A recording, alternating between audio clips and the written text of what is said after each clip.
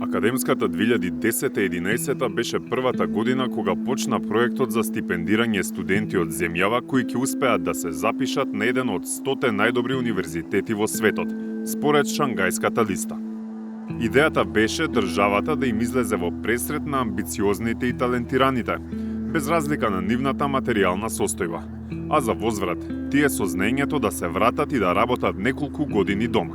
Ќе работат или во приватен или во државен сектор, а после 6 години нормално нивно право е што и како понатаму ќе прават, но она што е клучно е дека доколку заминат порано тие 6 години ќе треба да ги покријат сите трошоци кои што ги направила државата за нив и тоа повеќекратно. Во некои години тоа беше 3-кратно или 4-кратно, сега веќе е 10-кратно, така што на некој начин тоа е една гаранција дека повеќето од овие луѓе за кои државата ќе инвестира многу пари за нивното образование, ќе се вратат и ќе престојуваат во Македонија. Колку пари треба да вратат тие што ќе останат во странство или колку време треба да работат во татковината тие што ќе се вратат, се услови кои се менуваа низ годините. Стабилен остана максималниот износ што државата го одвојува годишно за секој студент. Паричните износи кои ги исплаќаме на годишно ниво достигнуваат до 40.000 американски долари само за покривање на уписнината, а дополнително се покриваат и трошоците за живот, сместување и превоз. Државни стипендии за најпрестижните универзитети се даваат и денеска, но никој јавно не говори колку пари се потрошени и кои се ефектите. 360 степени обезбеди податоци што ја прикажуваат широката слика. Ефектот е, велат бројките, сосема спротивен од тоа што се планираше на почетокот.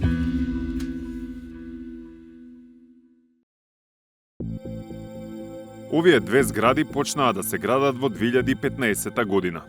За околу 20 милиони евра.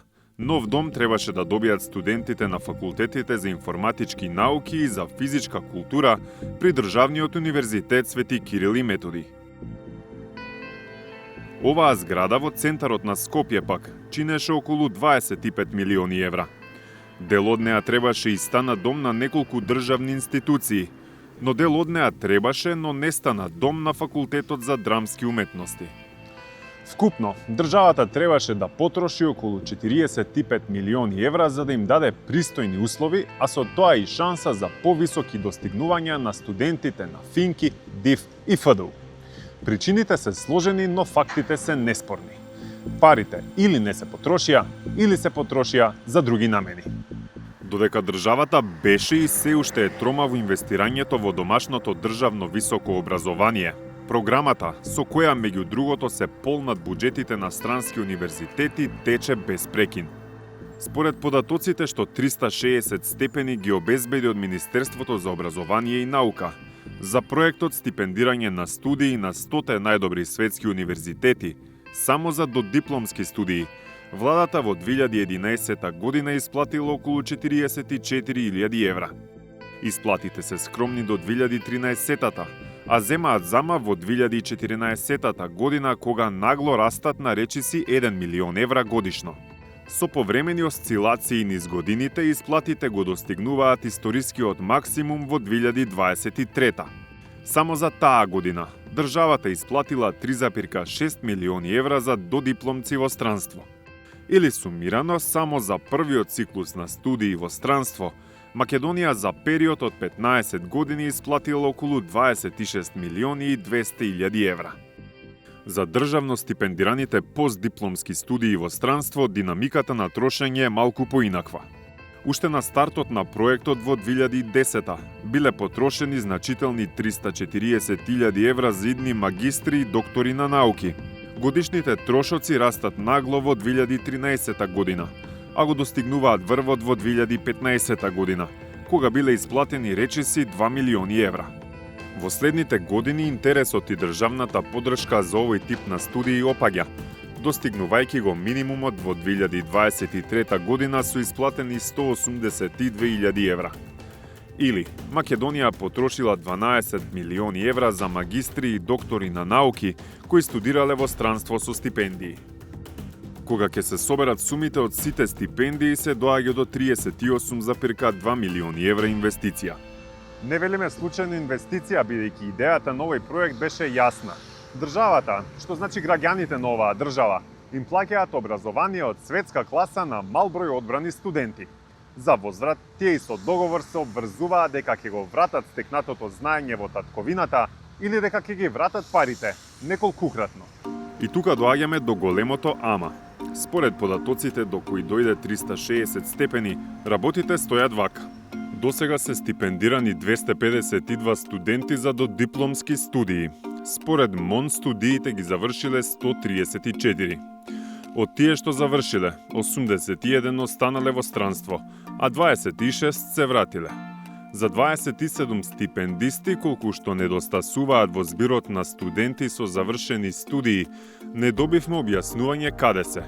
Како и да е, тоа не го менува фактот дека повратот на мозоци стипендирани за додипломски студии со пари од домашните даночни обврзници е околу 10%.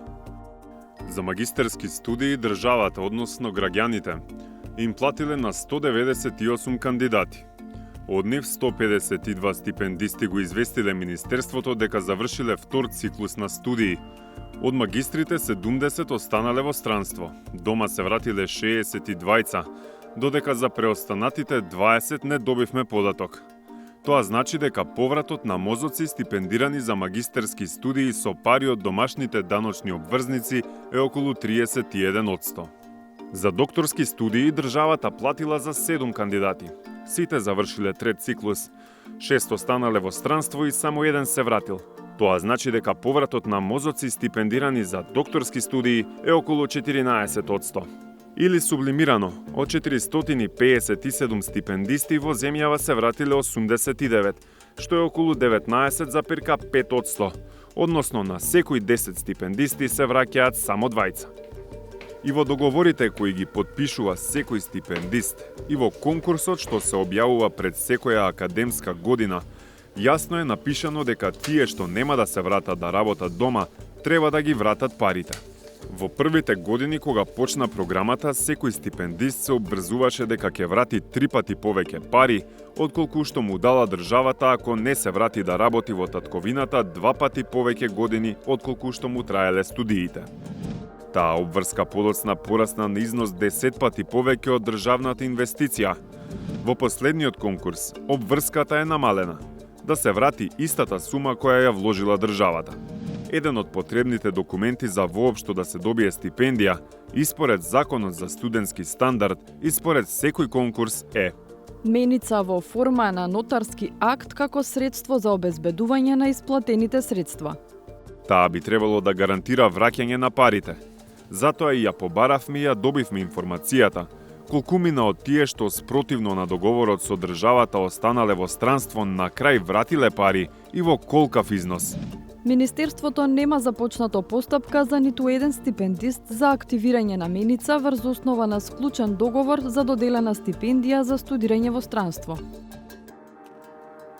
Ова значи дека државата потрошила 38,2 милиони евра пари на македонските даночни обврзници за да ги школува и потоа да ги исели некои од најталентираните млади луѓе од земјава. Како поинаку да се толкуваат фактите дека Македонија останала и без 38 милиони евра и без 8 од секој 10 студенти кои ги поддржала и кои ветиле дека ќе се вратат. Се обидовме да дознаеме и нешто повеќе за тие што се вратиле во земјата. За нив, во конкурсите е пропишано. За секоја година помината на студии во странство ќе работи 2 години во Република Северна Македонија. Должен е 6 месеци да биде на располагање за вработување во органите на државната управа, како и државните високообразовни установи. Доколку во периодот не му е понудено соодветно вработување, тој може да бара вработување во приватниот сектор во Република Северна Македонија.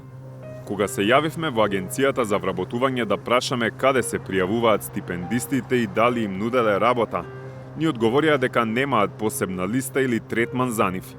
Такво нешто нема ниту една друга институција, иако државата им плаќала за студии до $40,000 годишно.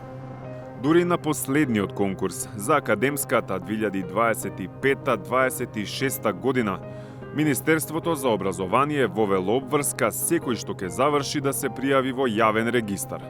Во моментов, на него има само едно име – Живе Ристовски. Пишува дека завршил на Универзитетот во Гронинген на 14 јуни 2024 година. И на крај, за да видиме каква добивка имала јавната администрација од целата програма, прашавме колку од стипендистите завршиле во јавниот сектор. Според одговорите од Министерството за образование, откако што кажавме вкупно 457 стипендисти, само 12 се во државните институции. Иако не секоја година, по секое вработување имало во периодот 2012-2020. Од тогаш, државата не вработила ниту еден стипендист која самата го спонзорирала.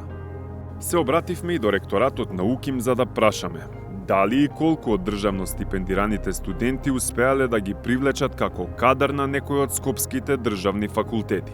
Не добивме одговор. Се чини ке почекаат домашните факултети на кадарот од најдобрите 100 универзитети. Ке почекаат и домашните студенти, на услови, барем како на просечните универзитети.